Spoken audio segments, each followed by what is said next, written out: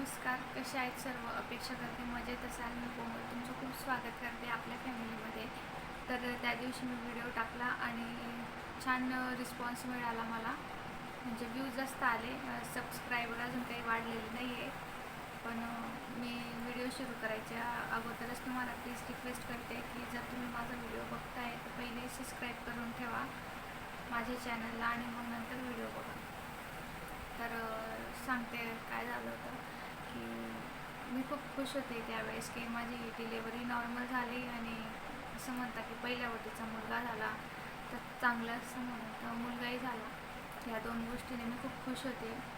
पण ते म्हणतात ना की जास्त खुशी पण चांगली नाही राहत, की जास्त खुशी पण चांगली नाही राहत म्हणवलेली, काही ना काही त्याच्यात अडथळे येतात. तसंच काही झालं.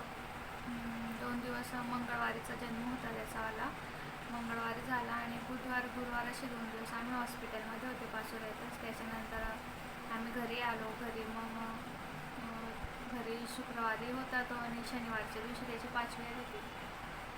शनिवारी 5वी होती आणि 5वी पूजनच्या वेळेस मग माझ्या माहेरचे पण आले होते. माझे मामा मावशी मामी सर्व आले होते आणि सासरचे पण मग मिस्टर होते, त्यांनी नंदा होत्यात माझ्या आणि माझी सासूबाई हे सर्व आलेलं होतं 5वी दिवशी संध्याकाळी. आणि माझ्या मम्मीने छानपैकी स्वयंपाक बनवून ठेवला होता. खूप मोठा पेढे आणून ठेवले होते 1 किलो. कारण की माझ्या घरात मी मोठी आहे आणि एकुलती एक मुलगी आहे आणि त्यांच्या घरातही ते एकटेच आहे, त्यांना भाऊ नाही आहे आणि 5 नंदा आहे मला असं. तर मग दोघीकडची फॅमिली खुश होती. मम्मीने सर्व काही रेडी करून ठेवलं होतं आणि संध्याकाळी मग आले होते माझे सासरचे पाहुणे सगळे, मिस्टर नंदा सासूबाई. आल्यावर मग त्यांनी बाळाला वगैरे घेतलं आणि मग माझी एक नणंद अचानक म्हणे की बाळा कसं पिवळा झालं दिसतोय, थोडासा कावीळ तर नाही आहे असं. मग आम्ही बोललो की औषध तर देतोय व्यवस्थित वेळेवर. आणि मग असं विचार आला की त्यांच्या मनात की आपण एकदा जळगावला दाखवू का डॉक्टरांकडे, कारण की तो असं झोपूनच जास्त राहायचा, रडायचा आणि काही नाही. मग म्हटलं ठीक आहे दाखवून देऊ. असं मनात असं काही नव्हतं की इतकं मोठं काही होईल, असं वाटतं की ठीक आहे नॉर्मल दाखवून देऊ. आणि मग रात्रीच अचानक ठरलं की नाही आता जास्त वेळ निघाला होता, आपण रात्रीच दाखवून देऊ. कारण की ते 5 दिवसाचं बाळ होतं, आपल्याला सांगता नाही येत तसं काय दुखतं काय नाही. आणि तो रडायचा तर रडायचा, सरी शांत झोपला तर झोपायचा, असंच असायचं त्याचं. मग आम्ही त्याला हॉस्पिटलमध्ये जळगावला रात्री माझ्या भावाने 4 व्हीलर केली. माझ्या नंदा, माझे मिस्टर, मम्मी आम्ही सगळे हॉस्पिटलमध्ये त्याला घेऊन गेले 9-10 वाजलेला. तिथंही जळगावला, तर जळगावला कसं असतं माहिती आहे का, डॉक्टर लवकर राहत नाही अवेलेबल टायमावर. पहिले एका हॉस्पिटलमध्ये गेले, त्याच्यानंतर आम्ही दुसऱ्या हॉस्पिटलमध्ये गेले. आता मला काही योग्य वाटत नाही तिकडच्या हॉस्पिटलचं नाव सांगितलेलं, कारण की ते झालेली घटना आहे. अजून माझा कोणी व्हिडिओ बघेल आणि त्या हॉस्पिटलमध्ये जर त्यांचं बाळ असेल तर त्यांचा जीव असं धाकधूक नको व्हायला, मला असं वाटतं. त्याच्यामुळे मी काही नाव नाही सांगत हॉस्पिटलचं. तर आम्ही जळगावला गेलो हॉस्पिटलमध्ये. रात्रीच्या वेळेसच त्याला ॲडमिट करावं लागलं. डॉक्टरांनी सांगितलं की त्याला ॲडमिट करावं लागेल बाळाला. ठीक आहे म्हटलं आणि आम्ही पण तिथंच राहिलो. स्पेशल रूम घेऊन घेतली तिने माझ्यासाठी, घरच्यांनी करून दिली होती स्पेशल रूम. आणि मग सकाळी झालं.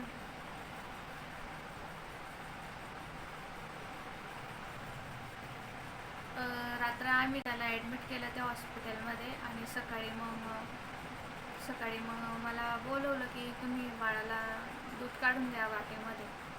मग मी तिथं गेली. तर म्हणजे असे ते दिवस होते की मला आता आठवलं येईना तर असं एकदम हे वाटतं, कसं सांगू ते होत नाही आहे, म्हणून मी व्हिडिओ बनवत नव्हते 2-3 दिवस झाले. पण ठीक आहे आपण सांगू, कारण की या झालेल्या गोष्टी आहे. मी गेले तिथं. ते एक मोठंच ACचं म्हणजे खाली मोठा हॉलसारखं होतं. सगळ्यांचे बाळ होते त्याच्यात ठेवलेले काचेच्या पेटीत. डोळ्याला असं पट्टी बांधलेली होती आणि सर्वांना सलाईन चालू होत्या छोट्या छोट्या बाळांना. आणि मी गेली. मग असं ते आतमध्ये डायरेक्ट जाऊ नव्हतं ते, त्यांनी अगोदर मला असं कोट असतो त्यांचा ते घालायला दिलं, हँड वॉश करायला लावले, हातात ग्लोव्ज घालायला लावले, मास्क लावायला लावला. आणि तेव्हा मग मी माझ्या बाळाकडे गेले आणि मी बाळाला बघितलं. असं छानपैकी झोपलेलं होतं ते सलाईन वगैरे लावून. मला इतकं कसं तरी वाटलं की एवढीशा जीवाला पण किती त्रास सहन करावं लागतं आहे, काय असेल असं तेव्हा तुम्ही त्याच्या नशिबात लिहिले का असं तू इतका त्रास देतो एवढ्याशा बाळाला. सगळ्यांनाच पाहिलं मी, सगळ्यांचे बाळ, सगळ्यांना सलाईनी वगैरे चालू होते. मला एकदम कसं तरी झालं ते पाहून. त्यांनी वाटी दिली, वाटीमध्ये मी बाळासाठी दूध काढून दिलं आणि त्यांनी लगेच घेऊन घेतलं आणि मला म्हणे जा म्हणे तुम्ही. पण कसं असतं एक आईचा जीव बाळ आपल्याकडे राहत नाही. पहिलेच ते पाचोऱ्यात हॉस्पिटलमध्ये, नंतर 1-2 दिवस माझ्याकडे राहायला घर, लगेच त्याला दुसऱ्या हॉस्पिटलमध्ये. तर मी नर्सला रिक्वेस्ट केली की प्लीज मॅडम मला थोड्या वेळ माझ्या बाळाकडे उभं राहू द्या ना. ते हातसुद्धा लावू देत नव्हते. मी थोड्या वेळ त्याच्याकडे उभं राहिली, त्याला बघितलं आणि नंतर म्हणे की आता तुम्ही जाऊ शकता ताई, आम्ही जास्त वेळ तुम्हाला थांबवू नाही शकत. म्हटलं ठीक आहे. मग मी आली. असं त्याला होते का मंगळवार बुधवार ना, गुरुवारी मी घरी गेली होती आणि त्याच्यानंतर गुरुवार शुक्रवारी घरी राहिलो. शनिवारी झाला परत रात्री हॉस्पिटलमध्ये जळगावला. शनिवार रविवार सोमवार हे 3 दिवस तो हॉस्पिटलमध्येच होते. शनिवारची रात्र आम्ही नेली त्याला हॉस्पिटल नेलं. तर शनिवार नका जरूर, रविवार सोमवार आणि मंगळवार हे 3 दिवस तो हॉस्पिटलमध्ये होता जळगावला. आणि मंगळवार नंतर बुधवारचा दिवस होता. बुधवारचा दिवस माझ्या आयुष्यातला तो एकदमच वाईट दिवस होता, जो मी कधीच कोणाकडे सांगितलाही नाही आणि तो विषय काढलाही नाही. पण आता मला म्हटलं ठीक आहे, हे आताचे जे आयुष्य मी जगते त्याला ते आहे अनुसरून, त्याच्यामुळे मलाही सांगावं लागतंय. तर मग बुधवारचा दिवस होता. माझ्या सासूबाईंनी जेवण आणलं होतं मला इकडनं, सासरी म्हणजे अजूनही आठवतं मला. पोकळ्याची भाजीचं ते पाणी खावं लागतं डिलेवरी झाल्यानंतर, आणि भाकर असते, ज्वारीची भाकर आणली होती. माझ्या मम्मीने मला मोडून वगैरे दिलं की जेवण करून घे म्हणून, तू बाळाला दूध पाजावं लागतं, असं म्हणजे दूध द्यावं लागतं गाडू. म्हटलं ठीक आहे. आणि तेव्हा अचानक मला जेवणच जात नव्हतं. डायरेक्ट काय झालं होतं ना काय नाही, म्हणजे असं एक घास घेतला मी, असं केलं आणि काय नाही तसं जातच नव्हतं. डायरेक्ट खाली तोंडातही जात नव्हतं. इतकंच घेतलं आणि लगेच खाली ठेवून गेलं. मम्मीला म्हटलं मम्मी मला काही जेवण जात नाही आज, जाऊ दे म्हटलं, मी काही खात नाही. मम्मी म्हणे असं नको करू बेटा, आता डिलेवरी झालेली आहे, तुला जेवणाची गरज आहे, तू जेवशील तेव्हा तर बाळाकडे लक्ष देशील, चांगली राहशील तेव्हा तर. मग कसं तरी मम्मीला मी समजवलं. मम्मी ऐकत नव्हती. मम्मीला म्हटलं मम्मी मी थोड्या वेळाने खाते. ठीक आहे. तर मग मम्मी म्हणे बरं चालेल, थोड्या वेळाने खा मग. आणि मग त्याच्यानंतर मला बोलवलं की नर्सने की तुम्ही बाळाला दूध काढून द्या. म्हणजे ते सकाळी बोलवायचे, एक दुपारून, एक संध्याकाळी आणि एक रात्री, असे 4 टाईम ते बोलवायचे. नंतर त्यांनी ते बहुतेक डब्यातलं मिल्क पावडर काही असतं ते पाजायचे. आणि मग नर्सने बोलवलं तर मी गेली बाळाकडे. बाळाला म्हणजे ते कोट वगैरे सर्व परत घातलं मी आणि मग बाळाकडे बघितलं ना, तर एक वेळेस मला असं वाटलं की हे बाळ माझं नाहीच आहे. त्याला बघून डायरेक्ट असं माझ्या मनात आलं की हे बाळ माझं नाही आहे. मग मी एकदमच नर्वस कसं तरीच झालं मला त्याला पाहून. त्याला मशीनसुद्धा लावली होती. म्हटलं ही काय मशीन लावली अशी, तर मलाही समजलं नाही त्यावेळेस. मग मी आले आणि मी दूध वगैरे काढून दिलं वाटीमध्ये आणि निघून आले तिकडनं. पहिले एकदा मी बोलली नर्सला की थांबा, मला थोड्या वेळ थांबू द्या. जेव्हा पण मी जायचे त्या नर्सला तेच सांगायचे की मला थोड्या वेळ बाळाकडे थांबू द्या ना. कसं आईचा जीव असतो तो एक शेवटी. आणि त्याला बघितलं मन भरून आणि निघून आली आणि निघाली. तर मग मम्मीने बघितलं माझ्याकडे. मम्मी मला विचारलं की काय झालं म्हणून असं नाराज कशी दिसते. मम्मीला म्हटलं मम्मी ते बाळ माझं नाही आहे, डायरेक्ट मी अशी बोलले. मम्मीने एकदम विचार केला की तू असं कसं काय बोलते की बाळ माझं नाही आहे म्हणून, काय झालं.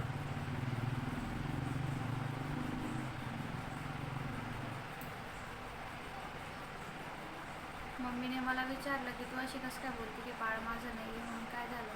म्हटलं मम्मी ते एकदम वेगळंच, कारण की ते सलाईन 2 दिवस त्याला कंटिन्यू सलाईन चालू असते बहुतेक.